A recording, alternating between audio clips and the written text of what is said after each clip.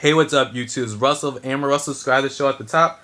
Thumbs up the video. Leave a comment at the bottom. Make sure you watch previous videos and stay tuned. We have for you guys in the future. Or is this the future? Is this the future? We don't know because we're in the past by the time this video is uploaded. And the only way you can stay tuned to what's going to come up in the future is by subscribing to the show at the top. So, Snoop Dogg changed his new name. It's actually going to be Snoop LION. He was reborn in Jamaica. He was on the good shit. He was on that real. He was like, oh shit, I'm reborn. I'm a lion. You know, I guess that's what's been going on in his mind. He's supposedly his new albums is supposedly on to be a reggae album, and he's gonna be being a Rastafarian right now. And you know, it's nice to see Snoop evolve as an artist and do different things and still stay to who he is as an artist. You know, he's always going to talk about weed and he's always going to talk about smoking.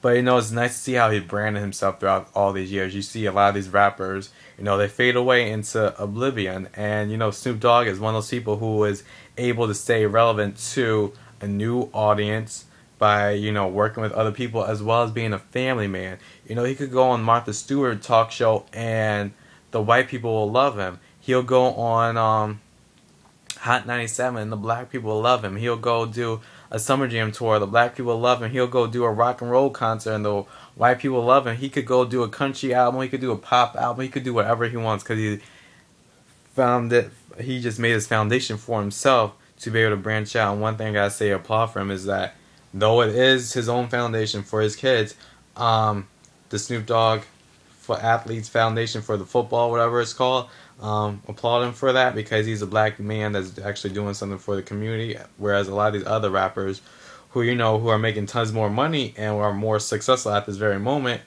aren't doing that. Lady Gaga, she released pictures on Twitter that say ARTPOP, and supposedly it's supposed to be indication what her new album is supposed to be titled. You know, she was talking about this a couple of weeks ago, so we don't know. It might be an Andy Warhol type of influence, which, a little secret for you guys. Come on. Christine already did this before. Just saying, for you Lady Gaga fans, you're going to go and say, oh my gosh, this is so original, it's so innovative, this is so orgasmically beautiful. Christine already did it already, so it's not anything too new. She was influenced by that for Keeps Getting Better to the Bionic era, though those two albums didn't, well, the Bionic album didn't do too great.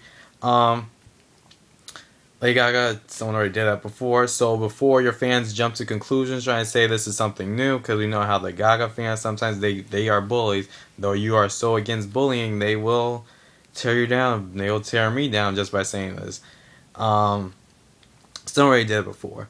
But Lady Gaga, wish the best of luck to you. Don't overhype this album out. Please don't do that like you did with Born This Way. Do not preach it to us. Do not be a preacher and stand on the step stool and say, hey, you guys, listen to me. I want to be this. And do not make your music seem as though it's better than what it really is.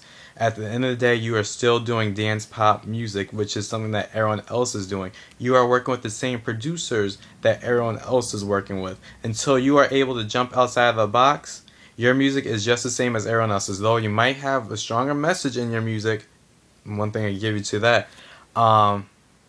doesn't make it anything better than anyone else. Doesn't make you more talented, doesn't make you more original. When your music is just the same as everyone else, though you want to say it's something different or it's something new.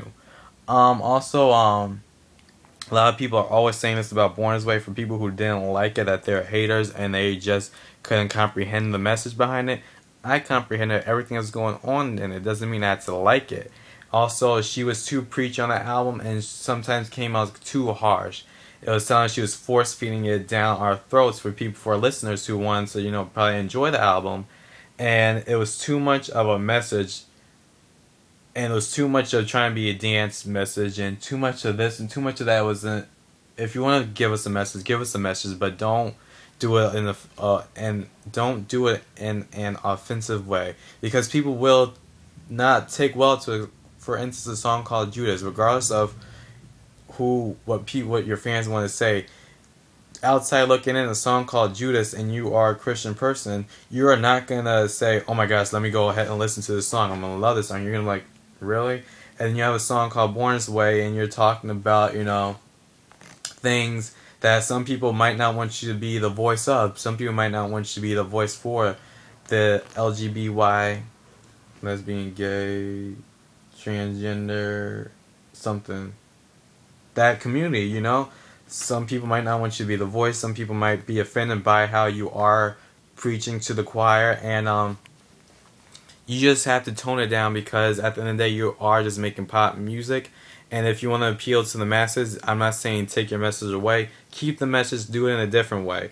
Don't try to make dance music with the message, because that's just going to end up being, you know, kind of weird to some people and leave a harsh taste in people's mouth. Speaking of releasing new music, Mariah Carey's released a new song called Triumphant, featuring Meek Mills and Rick Ross. First Rick Ross song I heard without Maybach music in the beginning.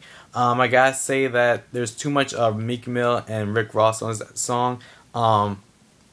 She only sung the verse and the bridge a couple. That's it.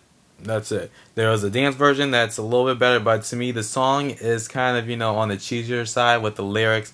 The topic, it's about her being triumphant, overcoming different obstacles, obviously. But I wish it was done a different way, and I'm not done with so much of them on her own song. If it was a Rick Ross song, maybe it would have been a better song featuring Mariah Carey. But it sounded more like she was a featured artist, and it was just a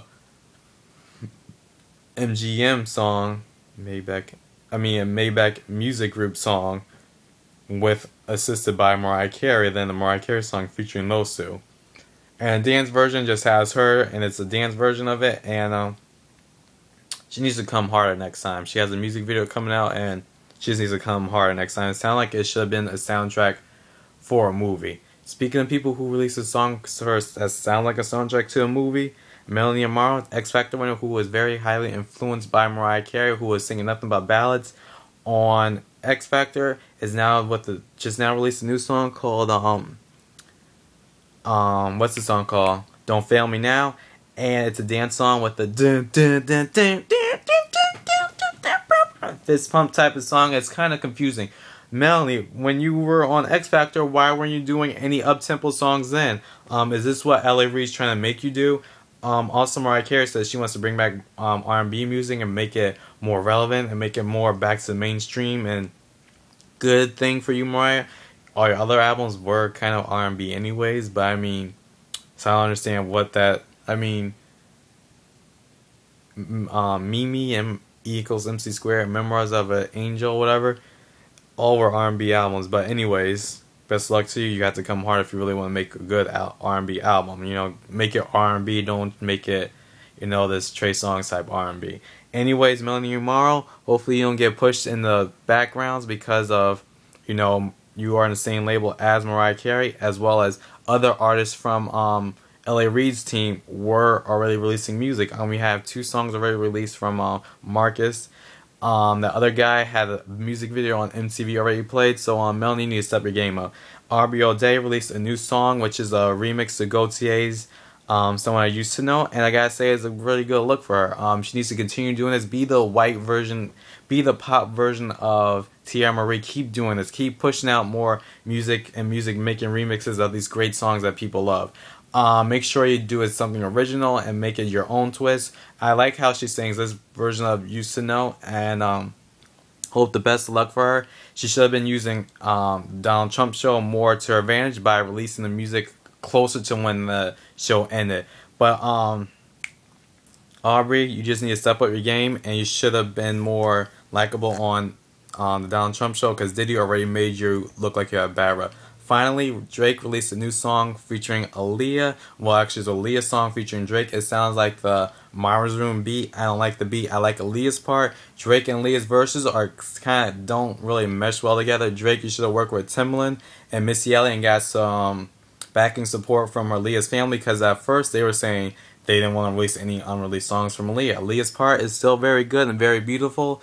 I love Aaliyah. I'm a fan of Aaliyah's for a very long time, since, you know, back, forth and forth, alright, I wanna see you go. Anyways, Drake, again, you should have gotten consent from her family, as well as work with Missy and Timbaland, because they were people who were formed Aaliyah, who is someone who you love.